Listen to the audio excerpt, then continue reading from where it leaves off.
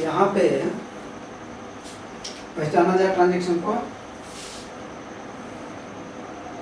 एक वर्ड है Rakesh, Rakesh personal account, goods real account, personal account Rakesh, तो इनके ऊपर पर्सनल अकाउंट का रूल लागू किया जाए, इनके ऊपर रियल अकाउंट का। ये क्रेडिट ट्रांजैक्शन है। जब किसी सौदे में यानी कि ट्रांजैक्शन में किसी व्यक्ति का नाम लिखा हो तो उसे उधार माना जाता है, क्रेडिट।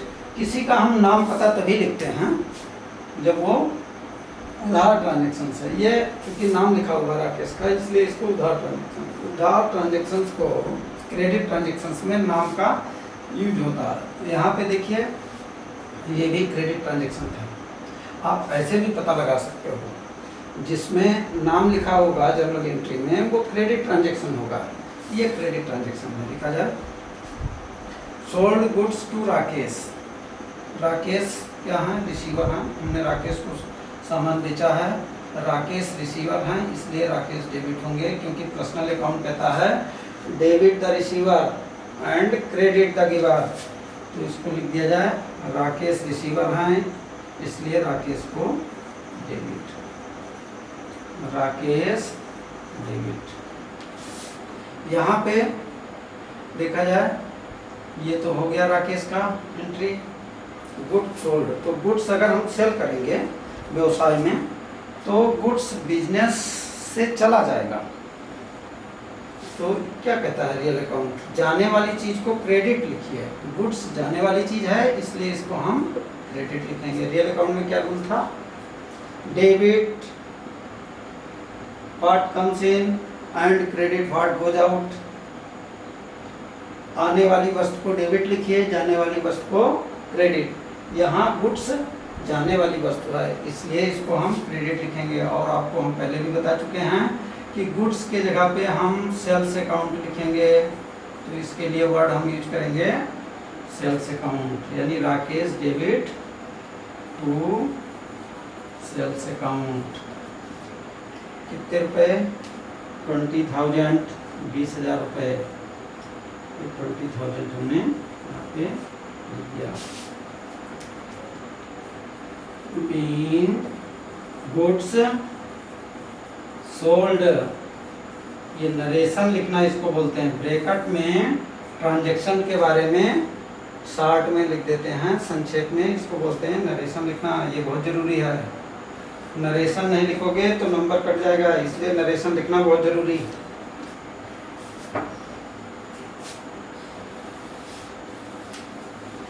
एग्जाम में नरेशन लिखना बहुत जरूरी है। अगला ट्रांजैक्शन रिकॉर्ड किया जाए मई 24। मई 24 को क्या है? Purchased furniture for cash ₹4,000। Furniture तो भाई एसेट्स है, कैश भी एसेट्स है। पहचानना है, सबसे पहले ट्रांजैक्शन को पढ़ना है, फिर पहचानना है। पहचानने के बाद इसको ये पता लगाना है किस अकाउंट से रिलेटेड है। ये तो रियल अकाउंट से रिलेटेड है क्योंकि एसेट्स है, ये भी रियल अकाउंट से रिलेटेड है, ये भी एसेट्स है। तो इस ट्रांजैक्शन में रियल अकाउंट का रूल अप्लाई होगा। रियल अकाउंट में आने वाली वस्तु को डेबिट, जाने वाली वस्तु को क्रेडिट।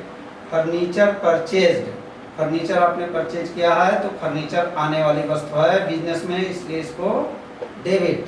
और कैश बिजनेस से जा रहा है, इसलिए इसको क्रेडिट लिखेंगे। चलो लिखा जाए इसमें जर्नल में मई 24, मई 24 पहले लिख दिया। अब लिखें furniture account debit, furniture account debit to cash account, furniture account debit to cash account. Being furniture purchased, furniture purchased. Amount लिख दिया जाए 4,000,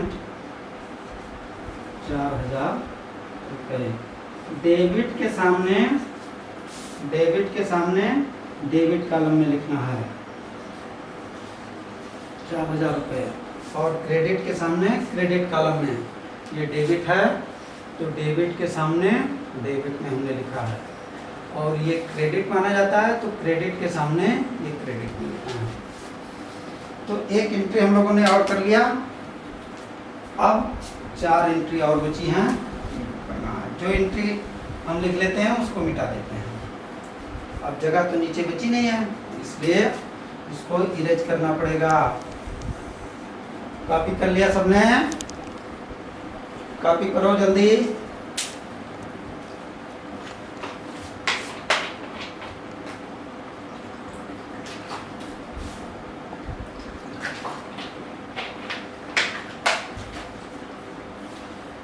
ठीक है, अब चलो इसको फिर से रिकॉर्ड करते हैं, बची हुई एंट्रीज को। मेरे में तो मिट जाएगा, तुम लोगों में तो मिटेगा नहीं।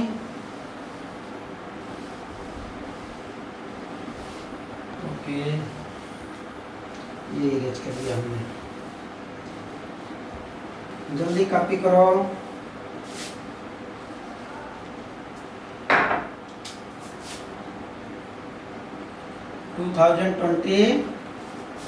मई 25 डेट डालिए 25। Purchase goods from Raj for cash, इसको रिकॉर्ड किया जाए। इसमें जो है ये एक तो व्यक्ति का नाम भी आया है और कैश भी वर्ड आ रहा है, तो ये हमको कंफ्यूज कर रहा है। ये हमको एक तरफ कह रहा है ये क्रेडिट ट्रांजैक्शन है इसलिए राज लिखना चाहिए, लेकिन आगे बोल रहा है कि कैश भी दिया है इसलिए राज को आप इग्नोर कर दो और कैश पे ध्यान दो एंड गुड्स पे। जब गुड्स और कैश दोनों, जब नाम और कैश दोनों यूज हों किसी ट्रांजैक्शन में तो नाम को इग्नोर कर देंगे, व्यक्ति के नाम को। ठीक है, तो 2 वर्ड हमें मिले, एक गुड्स और दूसरा कैश। गुड्स हमारा रियल अकाउंट है और कैश भी रियल अकाउंट है, इसलिए इस पे रियल अकाउंट का रूल अप्लाई किया जाए। गुड्स व्यवसाय में आ रहा है इसलिए हम गुड्स को डेबिट कर देंगे, क्योंकि रियल अकाउंट कहता है जो चीज़ें व्यवसाय में आती हैं उनको डेबिट लिखिए। कैश व्यवसाय से जा रहा है इसलिए कैश को क्रेडिट लिखेंगे। कैसे जा रहा है सोचिए। Purchase goods from Raj for cash.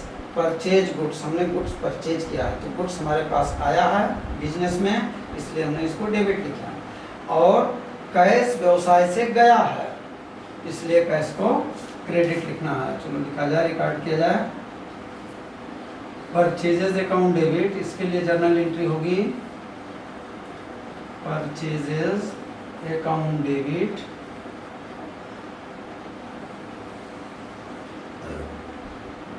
To cash account. Purchases account debit to cash account rupees 3,000 रुपये। नरेशन लिख देता हूँ, being goods purchased, being goods purchased. Narration छोटे से छोटा लिखना है, सारांश में ट्रांजैक्शंस का जितना सारांश में बात समझ में आए उतने लिखना है। ये इरेज कर देते हैं, एक जर्नल एंट्री और हो गई। Next, rent paid for office rupees 2,000। Office का 2,000 रुपये किराया दिया, इसको लिखना है जर्नल में।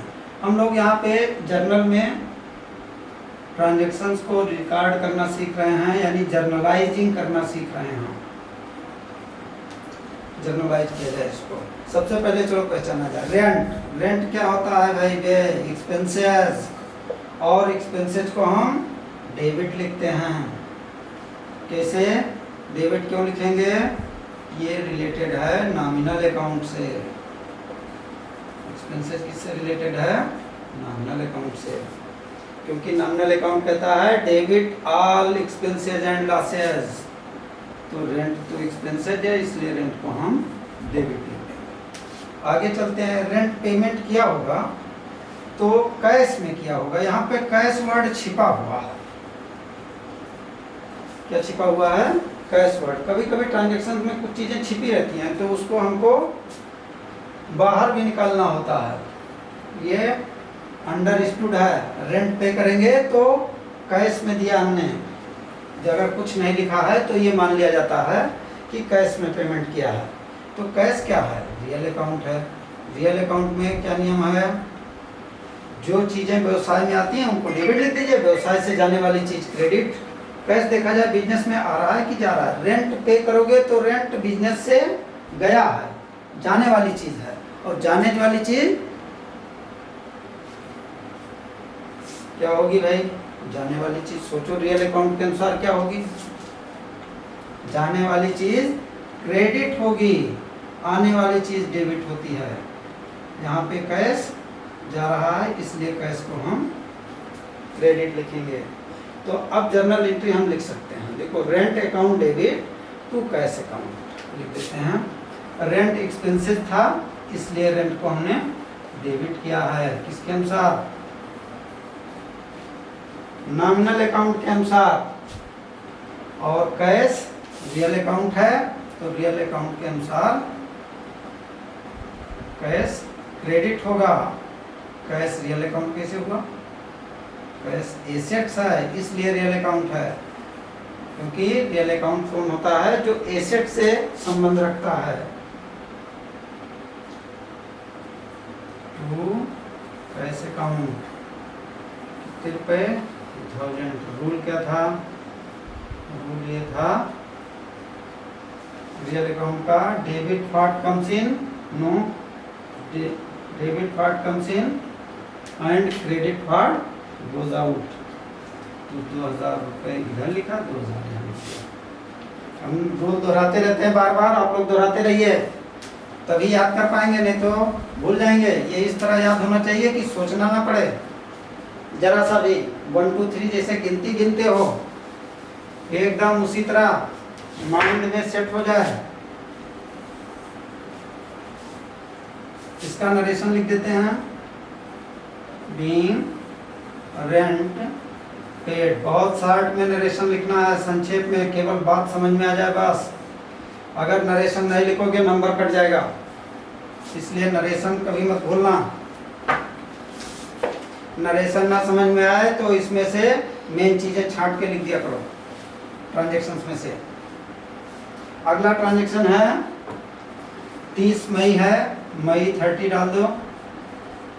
मई 30 को क्या है, withdrew cash for personal use ₹800। Personal use के लिए व्यवसाय से 800 रुपये निकाला।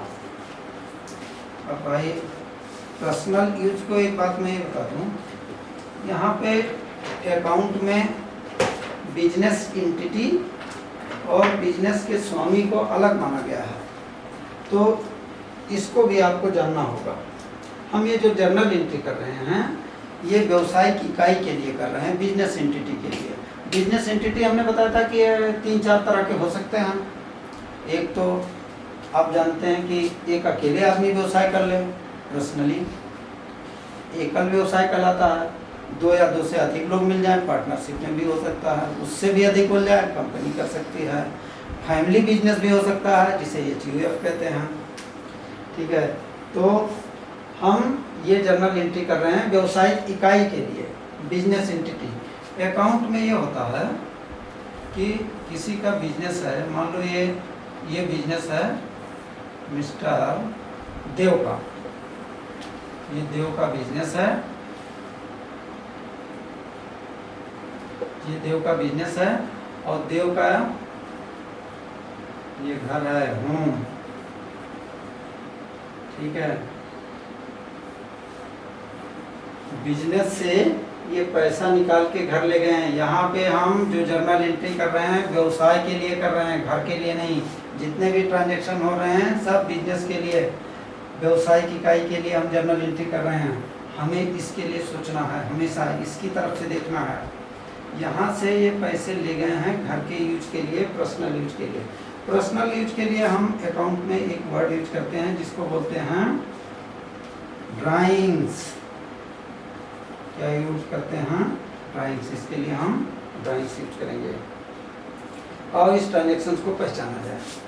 सबसे पहले कैश रियल अकाउंट, ड्राइंग्स ये स्वामी का प्रतिनिधित्व करता है।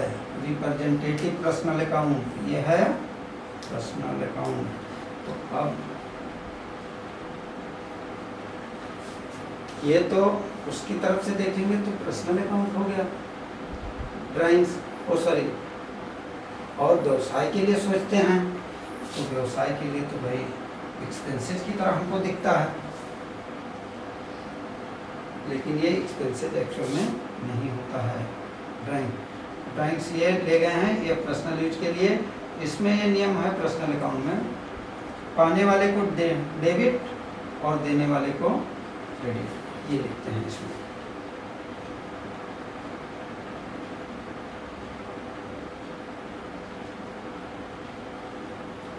अब ड्राइंग्स पे हम सोच रहे हैं, इसलिए हम ड्राइंग्स पे थोड़ा रुके हुए हैं, कुछ समझाने के लिए थोड़ा सा कंफ्यूजिंग जैसा लगता है, इसलिए रुक गए हैं। अच्छा, अब आप अपने दिमाग में सेट करिए,